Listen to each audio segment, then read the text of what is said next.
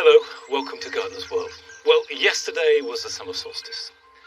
And although technically the days are getting shorter, in fact, we're now at this point, this plateau in the year, when summer just sits easy. And nowhere here at Longmeadow is more at ease with itself than the cottage garden. Because what you have is this lovely jumble of flowers, roses and lupins and clematis, foxgloves and delphiniums, all just gently jostling for space. And that's the key to this time of year. Don't hurry. Stretch out. Enjoy the garden at its finest. On tonight's programme, Arit Anderson explores a rain garden in Derbyshire that is helping us to protect against flooding. There are things you can do to absorb that water and slow it down, and that's what we're trying to put to people as something that we can all do to help that situation. We find out how Adam's garden in Lincolnshire is getting on and see the inspiration for his planned meadow. It's not just the individual species that I come up here to have a look at, it's the way the plants grow in the wild. And I shall be assessing the damage to my vegetable garden caused by rabbits. And also I will be planting out tender annuals into the dual garden.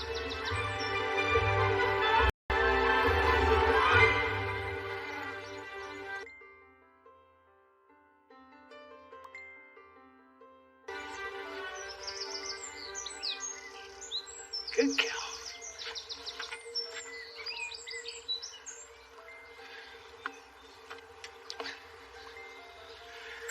I've made a decision with these big pots here on the mound. I'm going to plant a small tree into them.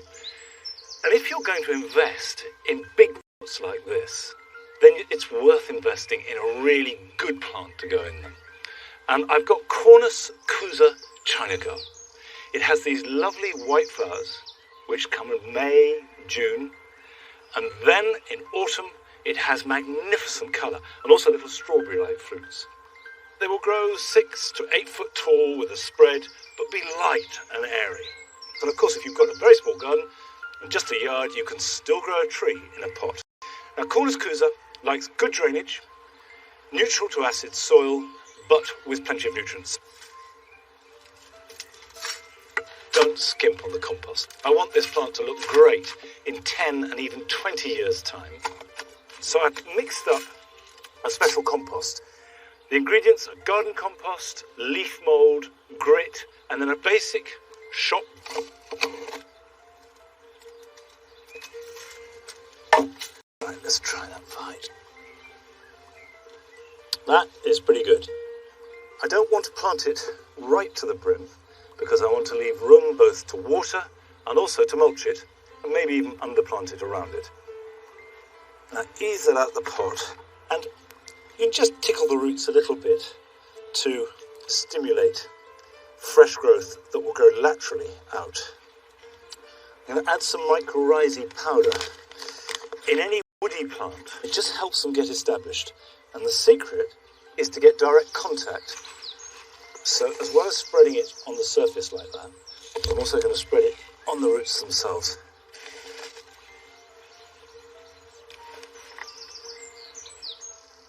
Now, let's fill in around it.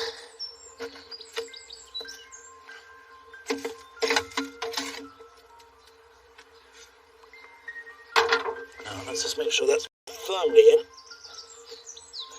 It's tempting when you plant a tree or a large shrub like this to start pruning, because after all the shape is absolutely critical in this situation, as well as the flowers and the colour. But wait for the first growing season. Next thing to do is water it really well and then mulch it. This is bracken. Pine bark would do just as well, and the reason I'm using this is because it's ericaceous. This will do two things. One, it will keep the moisture in, and two, as it breaks down, bracken is very high in potash, so it will add a level of feed. Whatever you do, don't mulch it with mushroom compost, because that's too alkaline. Just keeping the mulch clear of the stem. And then water it once a week, and add in dilute seaweed between May and September, and that should be very happy. And by the way, a very good way to know when to pot on a tree or a shrub is when it's healthy but has stopped growing. If by May or June there is no sign of new growth, that means it's run out of nutrients in the pot and needs to have a new one. Now, Carol has been to Spetchley Park in Worcestershire to celebrate one of summer's most glorious flowers, peony.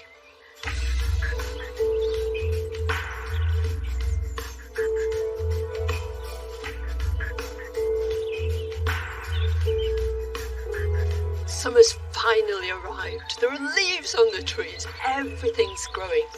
And then suddenly, out of the blue, that's the buttercup family. There are two main types of flower. On the one hand, there are the from that woody structure. All of them have this slightly sort of glaucous touch to the leaves, very often pink tinged. And they have these huge, voluptuous flowers. Sometimes single, sometimes double, sometimes somewhere in between. If you prepare your soil well and you plant your tree peony with care, it can...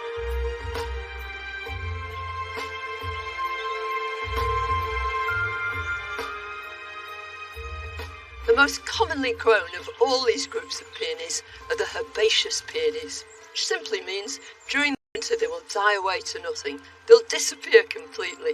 Now, tree peonies have fibrous roots that spread out, but in the case of these, there are these big tubers.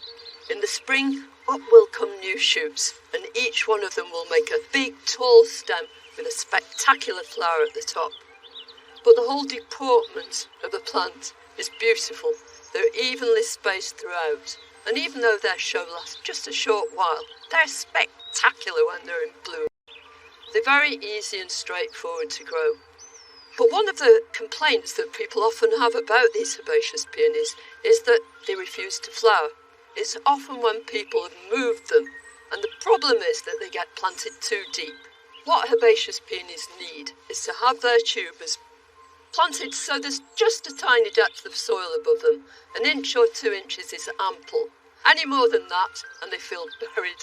They'll produce leaves, but very, very few flowers. And it really is worth treating them properly to get this spectacular display.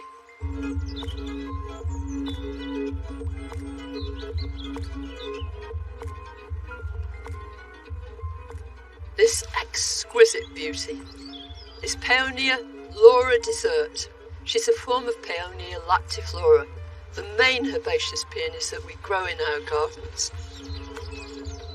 In recent times, peonies like this have become incredibly popular florist flowers, and especially in bridal bouquets. No wonder, they're absolutely scrumptious.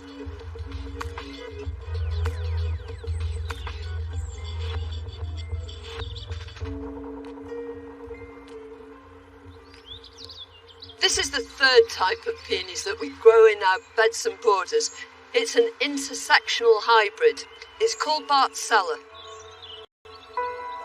These peonies were introduced in the 1940s by Mr. Ito, a Japanese botanist, who wanted to marry the benefits of both tree and herbaceous peonies.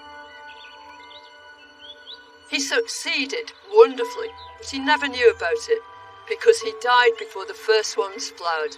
Since then, they've become extremely popular because they don't need staking. They produce masses of glorious flowers, and often that flowering is prolonged because they make extra buds too.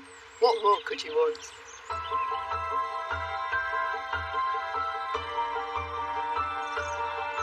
The dramatic display that peonies provide may only be there for a short time, but whilst it's fleeting, there's nothing else like it. They're the true shooting stars of early summer.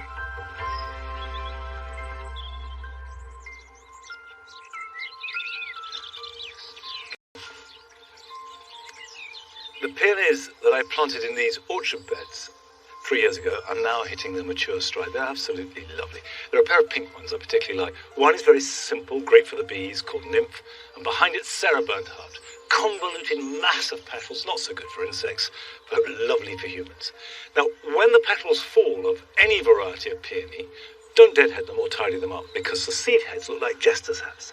and they're really decorative in their own right. Very, very undemanding plants. You don't need to do anything to them.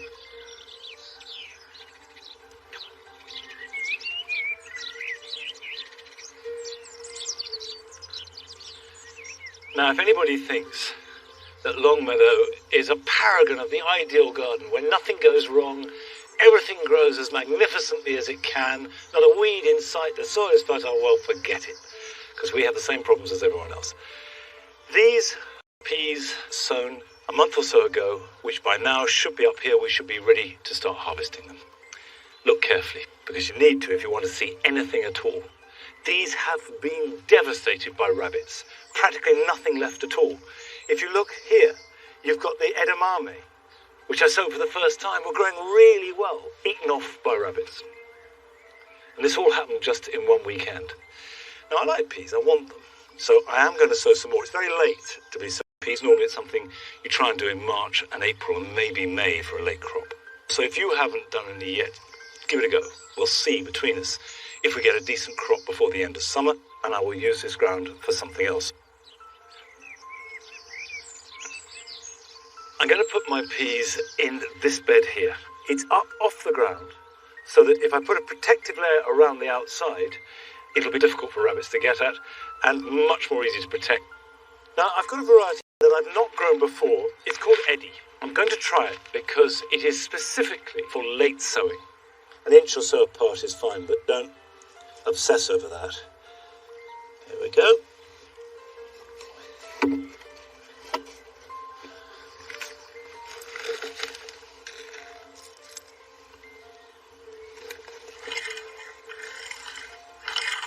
Cover up the peas just by raking over. Now let's deal with the rabbits. This is chicken wire, like that. And my cunning plan is to use canes and to thread it through.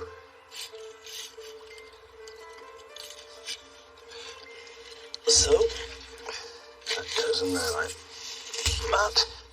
And the rabbits can't chew through it.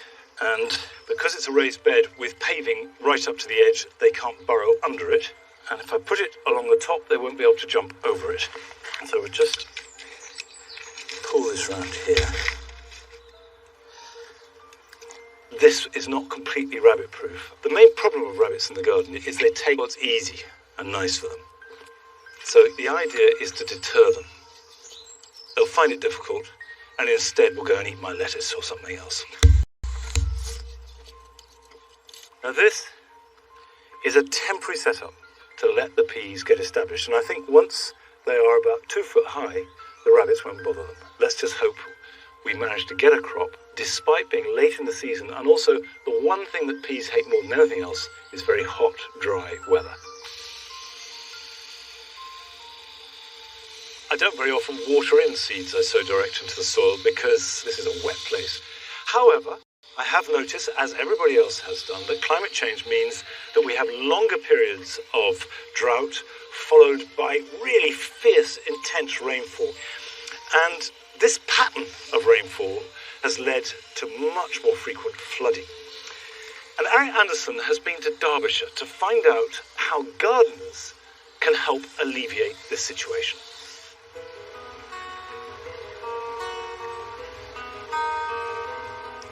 Lovely seeing the river calm like this, but we all know that flooding is becoming more and more frequent.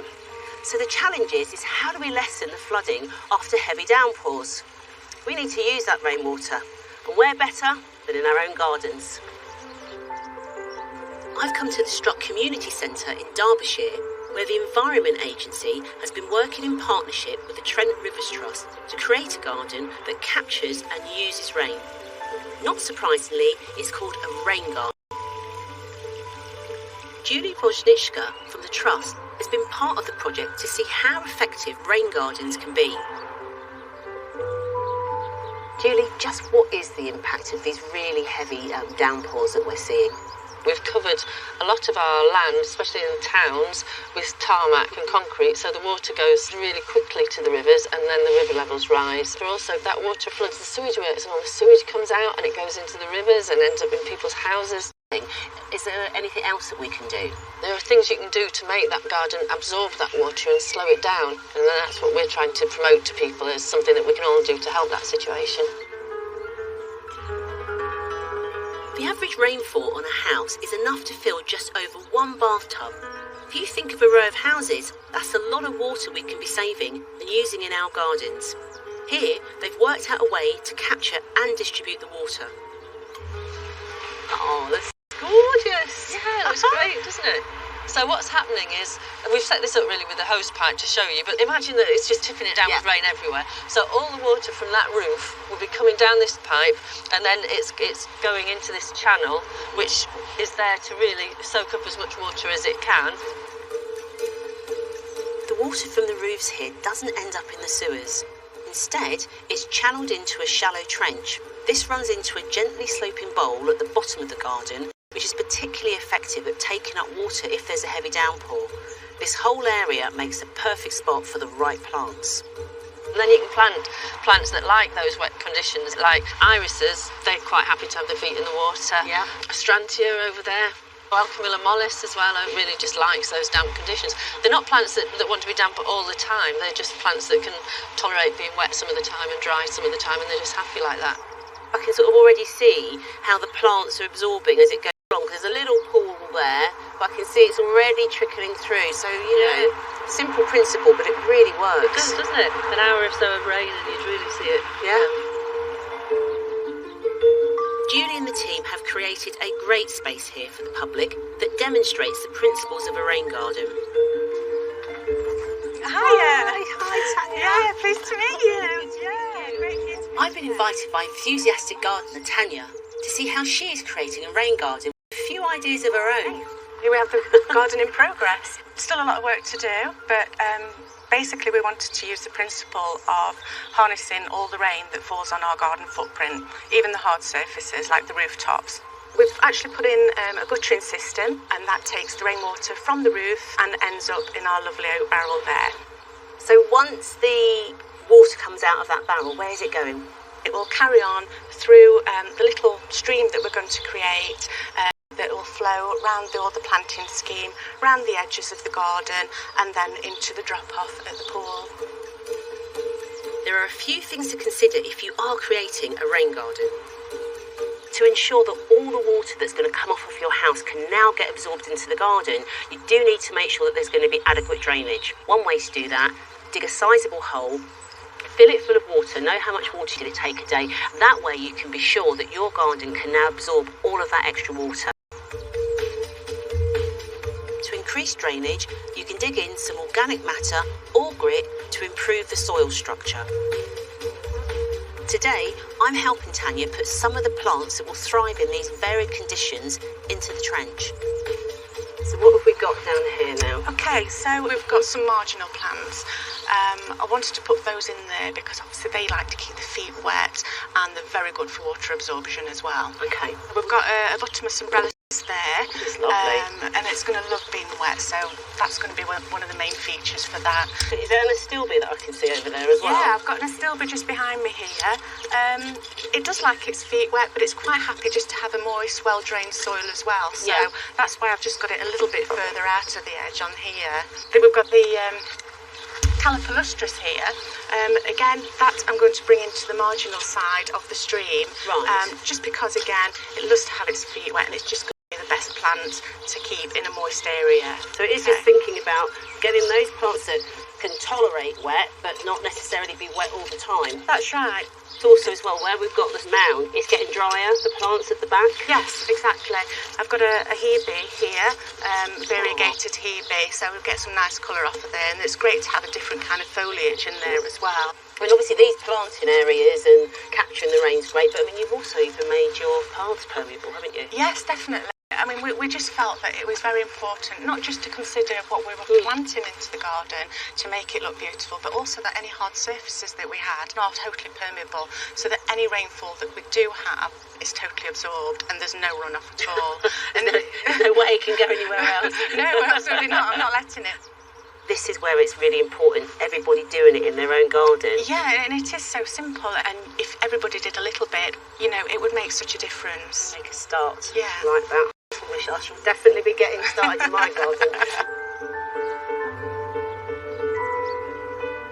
What I love about both of these gardens is it's shown me how simple it is to capture and channel free rainwater.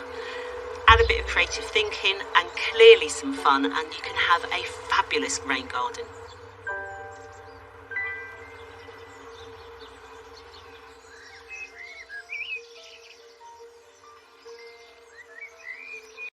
There's no question that the pattern of rainfall is affecting us all. And even in a very wet place like Longmeadow, we do try and conserve as much as we can. It's a good idea, because when there are periods of 2 or 3 weeks without rain, then it becomes extra valuable.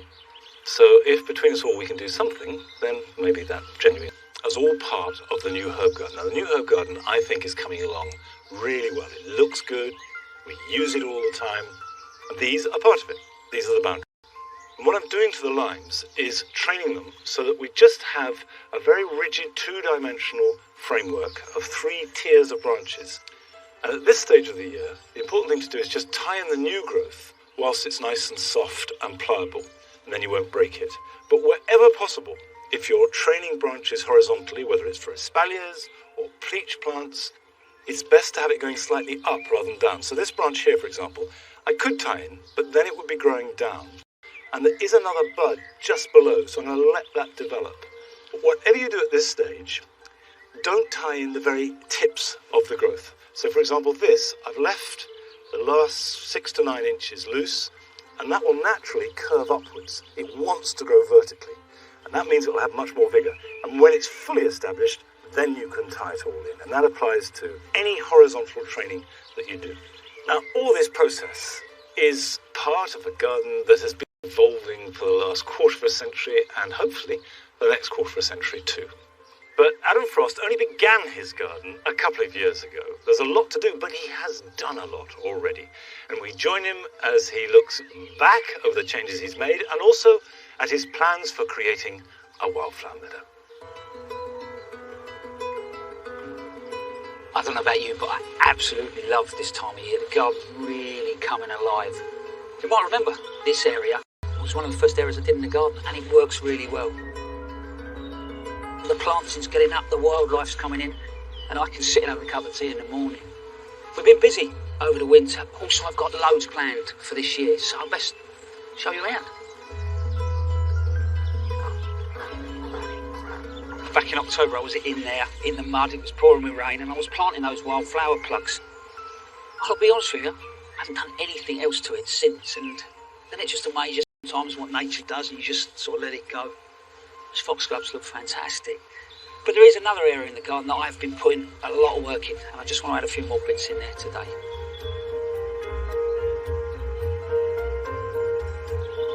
Back end of the year, I was getting really frustrated with herbaceous board. It just wasn't giving me what I wanted, so I ended up digging half of it up and moving it into places. It didn't have the sort of movement I was trying to create. But now, I think I'm actually getting somewhere. And as the garden sort of matured as the season's gone on, it's starting to tell me what to do next. Cardo, bang. But in behind there, I'm lacking some height. So straight away I know that there's something that needs to sit in the back of there. If you look here, Achillea, quite soft and textured. So the best thing I can do is look for a completely different foliage. So something like this Somnia, which has got that lovely sort of willow type leaf.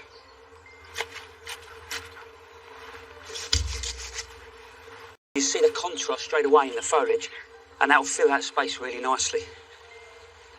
This Phalarum as well, it will seed a bit. So, you know, I do want this, I suppose, this space to take on a little bit of a life of its own as it matures. I think with this border, I'm more or less trying to create, I suppose, like a tapestry feel. I want to sort of look along the border and not only have sort of movement going up and down, but have this constant change of texture and interest. Do you know, I promise that I'll only be out for half And 3 hours later, I'm still out here, so I'm not sure it'll ever be finished. This woodland was planted exactly 12 months ago, and some of it's gone bonkers. But the other thing that stood out for me in here is the lack of height in places. But instead of just planting something straight away, what I do is introduce canes at different punch points and move them around until I feel like they're in exactly the right place. Then I'll add a tree or even a large shrub. And you know, this silly little path idea has ended up being a really strong sort of design feature that's linking this whole garden together. I've got my bark path into this space, which is the brick, and then take me all the way through, which will be my new meadow.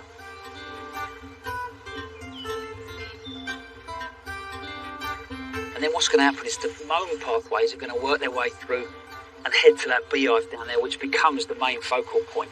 I want this to have a sense of place. I want it to sort of pull in real regional wildlife. And to do that, I've got to get out in the countryside and see what's growing around me. And lucky enough for me, just a couple hundred yards up the road, I've got someone that is stacked out with inspiration.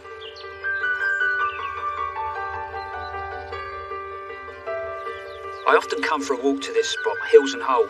It's a special area of conservation, managed by Natural England, with the support of volunteers.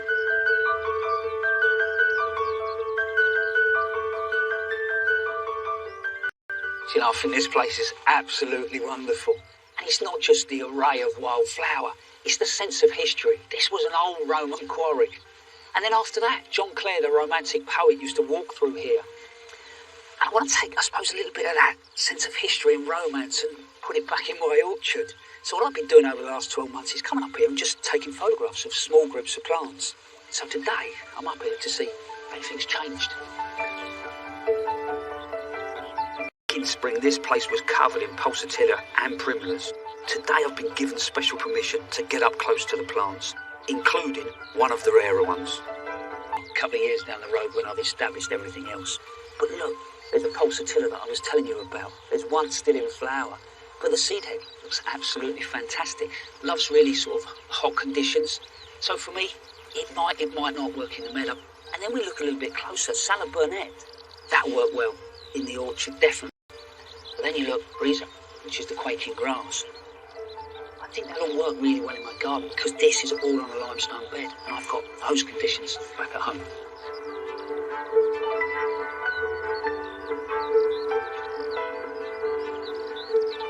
It's not just the individual species that I come up here to have a look at, it's the way the plants grow in the wild, you know. So you look at something like this Philippengia, I've got a big group there, and you've got these little seedlings that work their way off into the meadow, and very much those ideas that will drive the way that I lay the orchard out back at home. But we have got to remember, I can't just come up here and dig this stuff up. You know, I've got to propagate it myself. But what I am hoping is that there is a fantastic mix of wildlife that uses this Hills and Holes. I'm hoping some of that just goes a few hundred yards down the road to my place.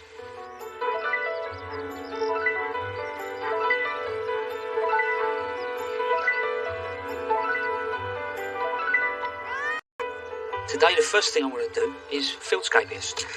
There's some of it up there, and it grows really well on basically a lime-based soil, quite happily an alkaline as well. So I'm just going to soak those and let that compost really suck up. And then that will go into a greenhouse or a cold frame. Probably take 2 to 4 weeks to germinate, and then I'll prick them out. And I've got a load more of that to do between now and the end of the year. In October time, I'll plant the whole thing out. But that's not the only thing I've got planned this year. I want to put a gravel garden in at the front of the house, plant it up, but give us somewhere to sit. Not that I'll probably have 5 minutes to sit down. Anyway, I'll best get these in a greenhouse.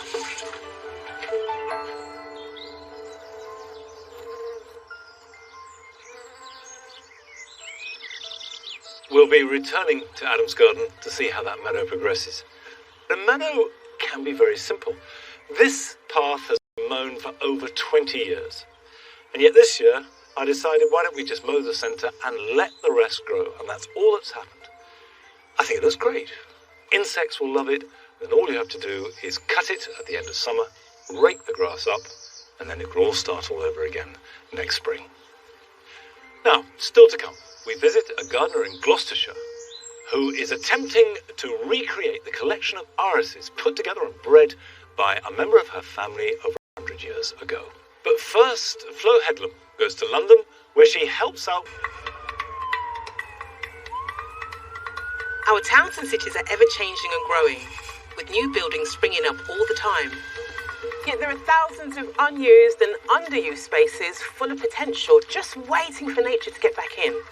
All it takes is a bit of creative thinking and some good old-fashioned elbow grease. In London 2013, a crack team of gardeners and designers came together to help communities transform forgotten back gardens into vibrant green spaces in just a day. They're known as the permablitzers. With 64 spaces already blitzed in London, there's no stopping them. Today, I'm going to be helping the volunteers transform the much-neglected garden of the Nubian Life Centre, a valuable resource that provides care for elderly African and Caribbean residents. As work gets underway, I catch up with head designer Kayode Olafimihan, who is the founder. So there's a lot going on. It's so busy here today, isn't it? What's the concept behind it? Permablitz London is a community network of gardeners and permaculture designers. We organise free days where people meet up like today to install edible, wildlife-friendly permaculture designs. And we do that at private spaces, community gardens and public spaces. We do the design and we supply all the people. And the recipient, they feed us all. Yeah. Oh, so we're getting dinner. Crucial. We're getting lunch today. We're getting lunch today. Right. And they cover the cost of the plants and the materials. But the big twist is that once you've helped at 3 of these days, you can then have a permablitz at your place. And if you haven't got a garden, then you can nominate one. So what's the plan for the Nubian Life Centre? A lot of the people who use this centre have dementia. So there needs to be a strong sensory aspect of colour, bold shapes, but also scent, because somehow the sense of smell takes you back to a place. It does, triggers memories. Yeah. We've got to finish at 5:30 today. Yeah. We've got this mad schedule, so what are the jobs that we need to do today? Right, so there's painting of the raised beds, constructing the raised beds. We've got a miniature forest garden area to plant up. Yeah. There's a greenhouse that's being constructed. So I can slot into one of the teams? Yeah. Okay.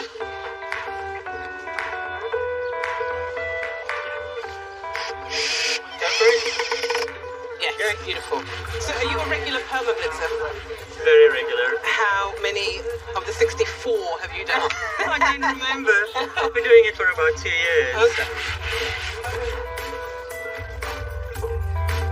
I started painting these with a paintbrush, and a friend said, "Why aren't you using a spray gun?" I love it. Can I finish this one? Absolutely. Go for it.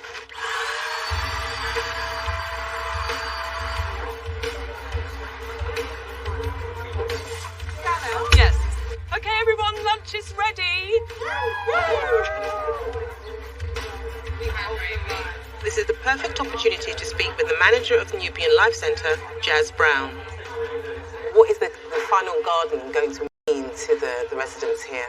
It's going to mean so much in terms of being able to go outside, sit in the garden in the summer, and it's just been really amazing for us to be able to work with Permablitz, to be able to create this community asset, to create this space where people can learn about gardening, where people can just come and be quiet and just be still. So it's really hard to kind of say what the end meaning is going to be, because I think it's going to mean so many different things.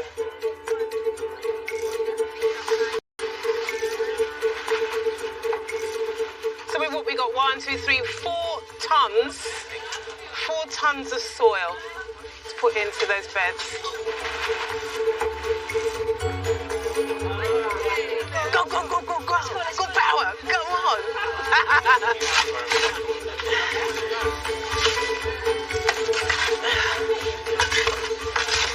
Oh my God, the plants have arrived. Wow.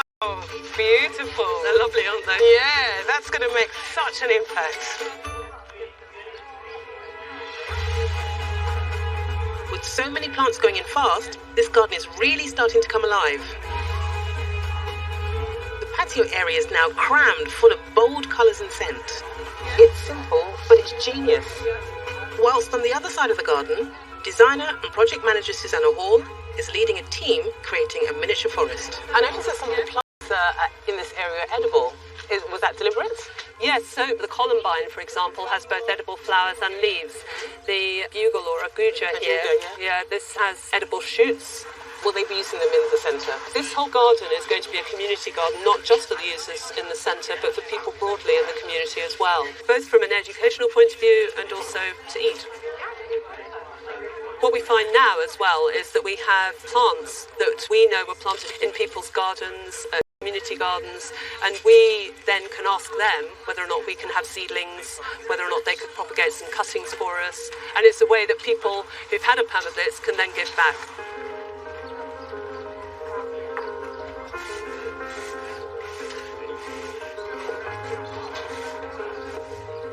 It's truly amazing what this inspiring group of people have achieved here today.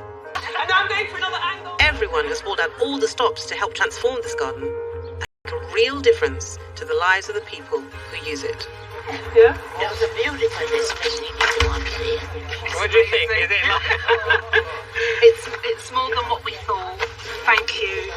It's too small a word, but I just hope that you can hear our hearts. Thank you. It's absolutely beautiful.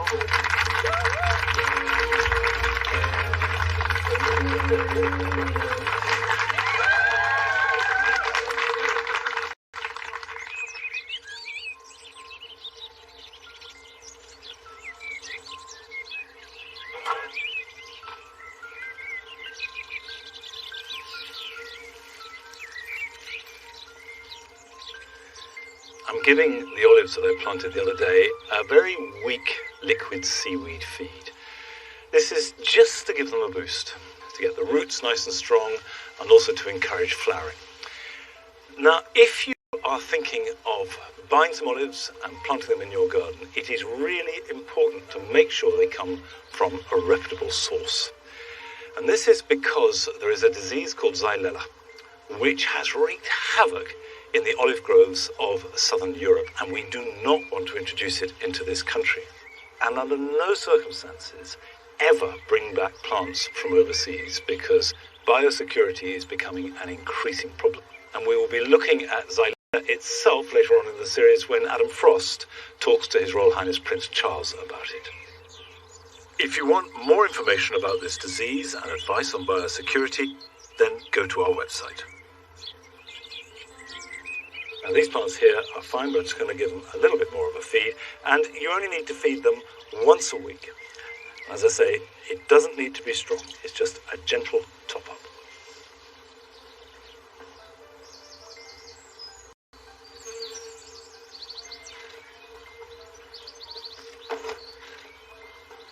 Come.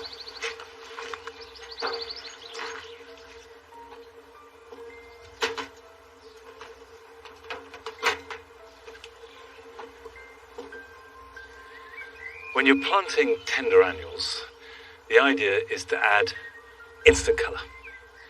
This is late season stuff that is going to make the most of the heat of summer and only last until the frosts in early autumn. I've got a space here that was filled with alliums. They look great. I've cleared those away. I've already planted canna and dahlia and an aeonium, which, by the way, will be perfectly hardy until the frosts come. And now I want to start adding in some sunflowers and some colour around them. And it just adds volume to the border. But as soon as they flower, we will cut them down, and that will create space. So I want to be planting in amongst them to replace that volume. Now I have a tray of sunflowers. This is a sunflower called Claret. This is by no means the biggest sunflower you can grow, but it will grow a good 6 foot. That goes in there like that. And they will need staking, but not quite at this stage.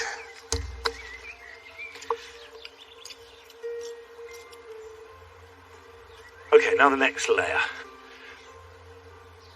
This is a tray of Tithonia, the Mexican sunflower. They have an intense orange flower from July right through into October. It's one of the key plants here in the jewel garden. Now you can see this is looking slightly bedraggled. They can get mildewy when you're raising them, but don't worry, because once these go out into the garden and start to grow, they're completely healthy and will romp away. Now, in a good year, and a good year for Tithonia is a hot year, these can go a good 5 foot tall. badger about 3 to 4 foot. So they're what I call mid-story plants. So we can plant these nearer the back. So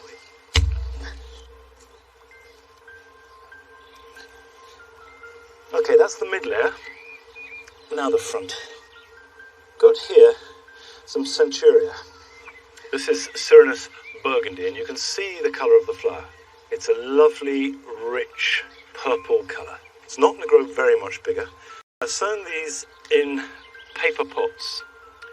I will plant them in the pot, so I'll be interested to see how they develop. So we'll put a little group of these in here.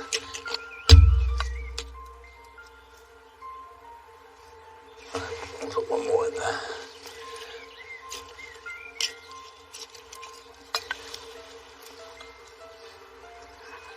So we're starting to build up a pattern.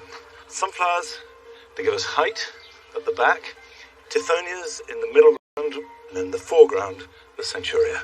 And as they grow up, they will fill this space, backed and working with the David Howard Dahlia, the Wyoming Canna, and the purple hazel.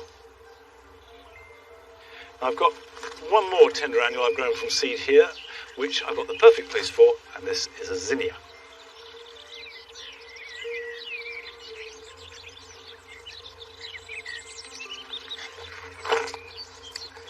This particular Zinnia is giant scarlet, and as the name suggests, it's taller than many and is a bright red. Now Zinnias, rather like Tithonias, can be a little bit tricky to raise from seed because they don't like being too wet. They certainly don't like. Once they're in the garden, they're absolutely fine.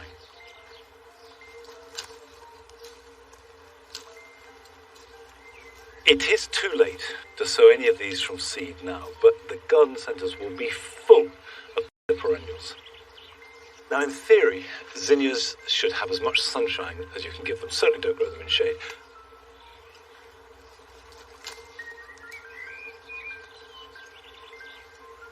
Now, what I'm doing here is using a very restricted palette, but as wide a range of plants as possible. But for some gardeners who are much more focused, it's the fascination with one species or a section of one species that really inspires. And we went to the Cotswolds to meet one such gardener who was also motivated by a family connection.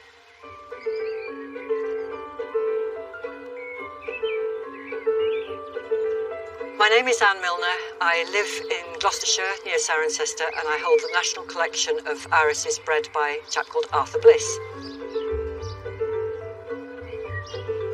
The flowers hold a special significance because Arthur Bliss was a very distant uncle of mine, and I came across him when I was doing some family history research with a cousin who offered me a couple of his irises for my then quite large garden.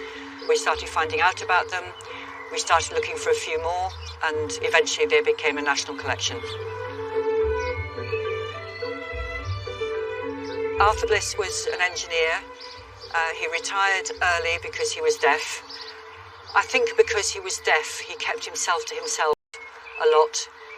But looking at the photographs of his face, I would think that he was a very gentle, peaceful man who was prepared to put himself out for other people. Arthur was somebody who really didn't care about what he looked like or anything else. He didn't bother to buy new clothes. I think he was the worst dressed gardener, ever. But on the other hand, his irises he kept in meticulous fashion and kept very precise records. In 1912, he moved from Kent to Mulch, therefore was the start of his fame as an iris breeder.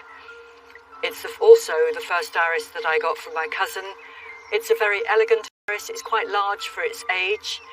It's this lovely, delicate mauvey blue, and it smells simply wonderful.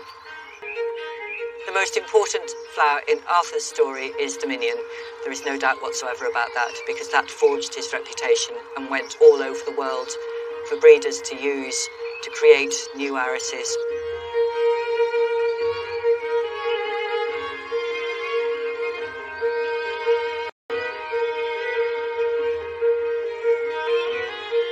When Dominion was first introduced, it was so special that it was decided to sell it at 5 guineas a rhizome. In today's money, it would probably be about £300. And because it was so expensive, everybody then wanted it. If Velvety falls, then Dominion will be somewhere in its parentage. Its influence is there right to the modern day. I started collecting these irises in the mid-80s. There are about 170 that he introduced, and I probably have found about 35, 40 of them so far. And the hunt is almost as much fun as the growing. It's very important with old irises to make sure that they don't run into each other, because it's important for me to keep each cultivar very clearly defined so that I know when I'm digging them which one's which. So I use scallop shells between each clump. And to keep irises healthy and not overcrowded, you need to divide them. So you break the rhizomes apart. It's important to divide rhizomes so that the sun can get to the rhizome to bake them, because otherwise they'll get overcrowded and they'll stop flowering. You then need to cut the leaves back.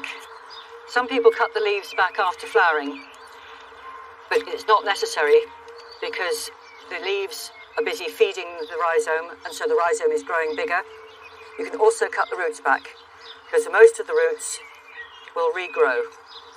It's important to name the rhizome as you do it, because otherwise, if you're doing lots of irises, they can get in a muddle, because all irises look the same when they have no flowers.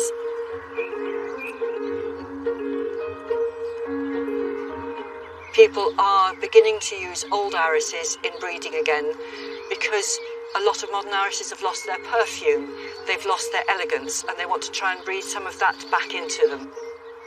I do feel a connection to my uncle in that even though it's a very, very distant relationship, I feel that if he was able to look down and see what was going on now, he would be really pleased that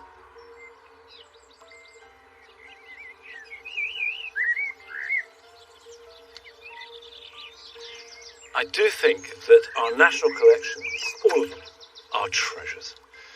And that we should support them in any way we can, because not only are they a library of plants, but also they're accessible to all of us. I suppose most people don't realise that you can go and see them. You may have to make an appointment, but it means that you can go and see a particular plant or group of plants at a particular stage in their process, whether it be when they're flowering or just coming into bud or whatever. That means you know what they should look like. And that's very precious. Now, I know what these should look like. This is Allium Christophii. And the reason why I've grown these alliums in rows in this bed is so that I can cut them for the house, because they're also growing in amongst the roses. But if you go and then pick them, it means that you're spoiling the display. Whereas these exist solely to be cut. Now, these are whopping great alliums. You can see that they've got a huge head on them. But if I just take 2 or 3 for the house, they make a dramatic part of a display. Sorry, Bee, there are plenty more. Now, while I'm cutting flowers, here are a few jobs you can be doing this weekend.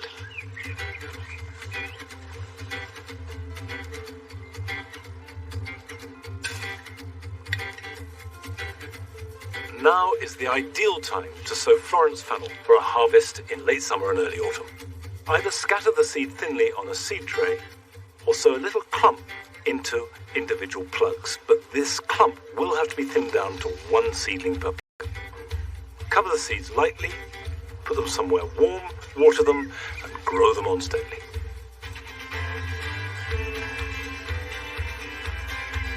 At this time of year, apple trees will naturally shed excess fruit, and after the blossom we had this spring, we're expecting a huge harvest.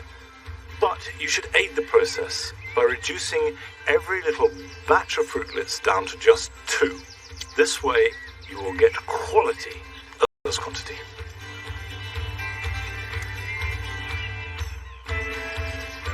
A lot of plants, like this Persicaria virginiana, have seedlings growing all around its base.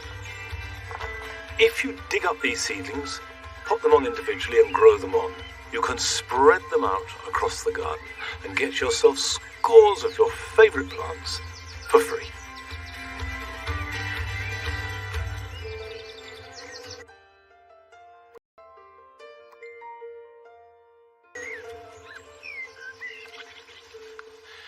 We planned the colour scheme here on the mound with great care.